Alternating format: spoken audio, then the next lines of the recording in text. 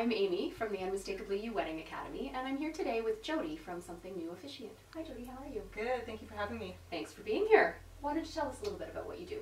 Sure, so Something New is a group of officiants. We are inclusive wedding vendors who work alongside families to craft customized ceremonies for them during their wedding. I love that.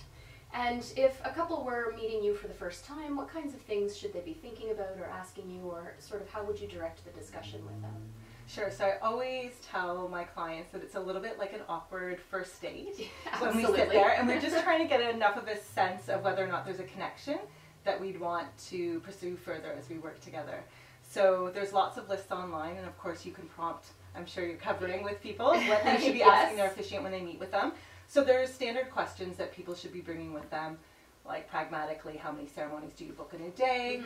Do you work with a backup? What is your retainer? How long do your ceremonies usually last? But I think really what you're looking for is to listen for the questions that your officiant is asking you.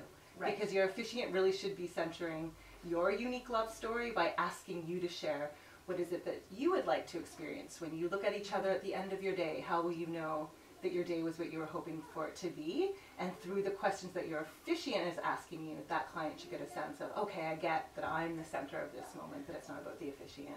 Right, and that personal connection and that feeling of comfort and being able to share with the officiant is so important, because you realistically are the reason for the day. The ceremony is why you're having a wedding, so it's so important that that connection is there to make that moment really special, I think. Yeah, and I think that that's one of the interesting conversations that I have with clients is around be picky. Like, your ceremony gets to matter to you, and I think that based on what people have experienced as a ceremony before, they feel like the ceremony is something to get out of the way so that the fun can begin. Right. But I always look at developing a ceremony in a couple of different ways. So one, I want it to have this balance between it being just long enough that we all experience the ceremony and something significant took place without ever wanting to create a situation where guests are looking at their watch and wondering, like, when's cocktail hour? Right. So that's why getting to know your officiant, making sure there's a good chemistry is important, because the tone of the ceremony is actually the gateway to whatever's to come next. It shouldn't be an offside of whatever the day is going to be about. Absolutely. I love that. Personalization in the whole day, Yes, as opposed exactly. to just in the reception. Yes, exactly. And so what kinds of things would you recommend that couples do to personalize their ceremony or to make it special and unique to them?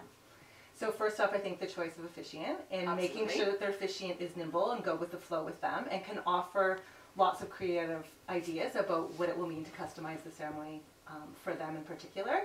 So based on what it is that the clients have explained to me is most important to them, which is also a big part of what we do, is actually clarifying who they want to be involved and why they want them to be involved. Like the people that need to be involved because it will be good for family dynamics versus this person is really important to me and I can't imagine having my wedding ceremony without them playing a significant role.